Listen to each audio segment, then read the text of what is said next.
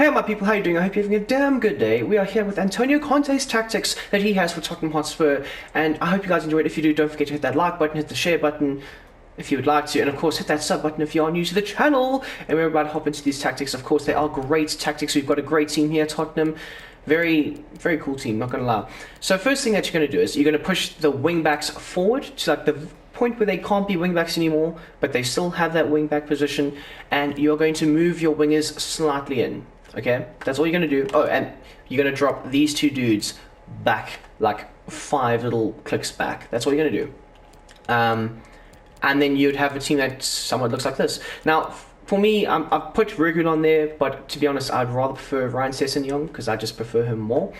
But the reality is, it's not that deep. It's not that deep. But anyway, we're gonna hop into these Antonio Conte tactics. Just to go through the team, we've got Son, Kane, Kulusevski, Doherty, Højbjerg, Bentancur, Regulon, Davies, Dyer, Romero, and of course the captain, Hugo Lloris. Good bench, decent bench. Not that good, but a decent bench. Bergwijn, of course. Mora, of course. Winks me. Skip me. Golini, me. Sanchez, boo. And then of course Ryan Sessegnon. Let's go. Anyway, so that is the team. We're going to show you the tactics real quick. So, of course, Antonio Conte, he's a very rigid man, loves his structure, loves his shape being kept. So, in order to do that, drop back is a necessity, especially when you're playing with wing backs that get forward a lot. So, the minute you lose the ball, you want your team in their shape. You want Bentancur, Højbjerg protecting that back three against the counter-attack. And, of course, this team is very susceptible to counter-attacks, but at the same time, they're not, because that drop back is there for a reason. As for width, sit on 55, you want Ryan Sessegnon as well as Doherty or whoever your fullbacks are to try and be as tight to the winger, the opposition's winger, as possible. And Son and Kulusevski, they will come back from time to time and help defensively, but it mainly falls on your fullbacks to get the job done. So, yeah. Depth, like I say, the drop back system is important. But at the same time, you don't want your depth to be too high, too low. So 55, I think, is a good balance between, you know, not getting caught offside or catching your opposition offside and not getting caught for trying to put an offside trap, you know. So 55 is decent. The likes of Romero and Davies are very quick. Dyer, on the other hand, not that fast. So yeah, they can get away with it. As for the offensive build-up play, so Tottenham in real life, they counter-attack, but they also have a lot of possession, and they don't just make forward runs and direct passing. They're very, I don't know, very possessive with the ball. They will wait and everything. So for the offensive build-up, we've got possession and balance, because slow build-up and fast build-up, they just get your wing-backs way out of position, and it would break the system essentially. Long ball would work, but at the same time it wouldn't, because then you'd just be hoofing up to Harry Kane every time, and that's not great. So we've got to set on balance. So if there's a game plan that just so happens that there's a fast build up or a slow build up or a long ball forward, it can all happen all together, because Tottenham don't really have a build up way of making things happen. So yeah, and then like, as I was saying, chance creation is sit on possession. Tottenham look after the ball, they rotate nicely. That's why you have Højbjerg and the likes of Bentancur, who will be camped out on the edge of the box, the opposition's box, to recycle possession, look for passes, look for little gaps in between for your forwards to run into, find those forwards, and so on.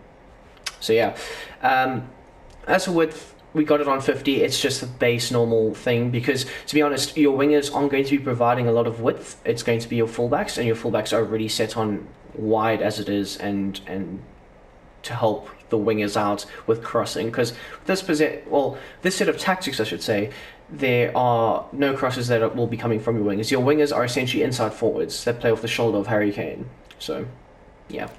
Players in the box, you don't want to overcommit, but Harry Kane, Kulusevski, as well as Heung-min Son will be probably the only players in the box.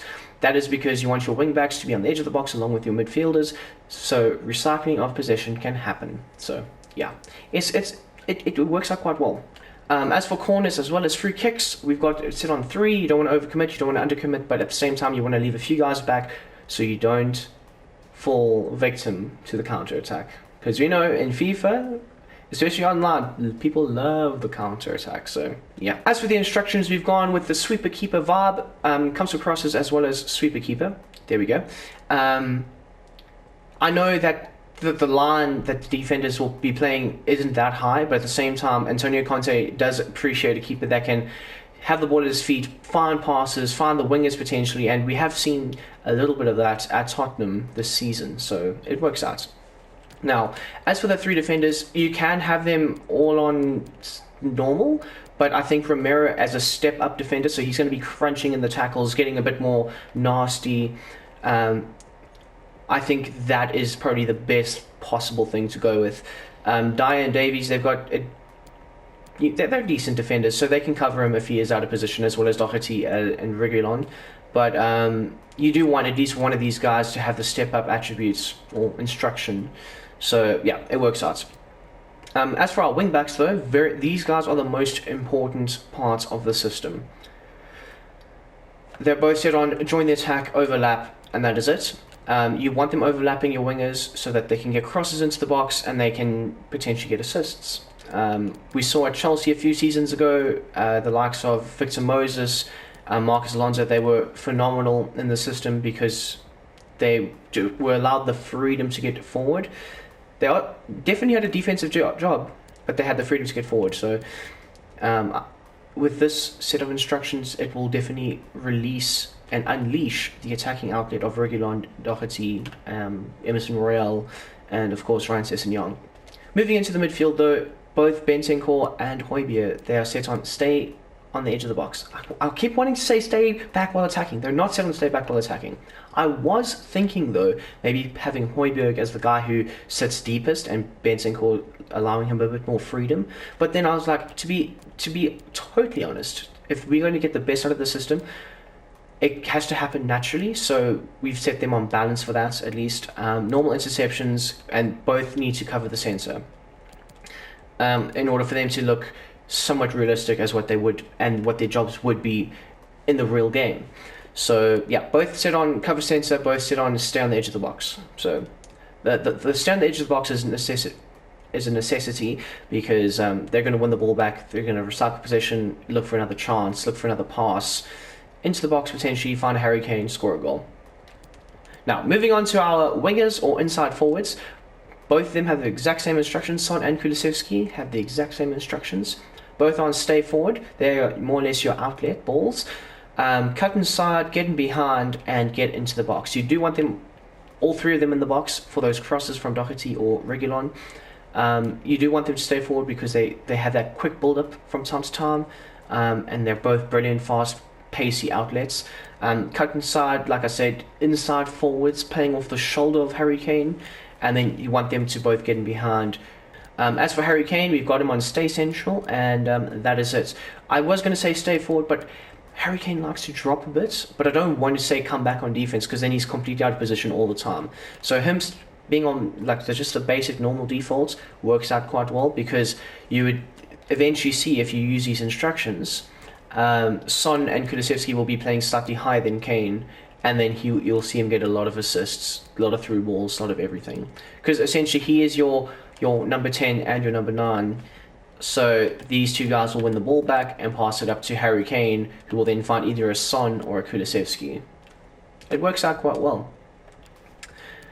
So yeah, my good people, I hope you have enjoyed this. Like I say, hit the like button down below. If you're new, hit the sub button, and if you'd like to, subscribe to my Twitch. Link is in the description down below. Hope you guys have a great day. I'm out. I'm going to go stream.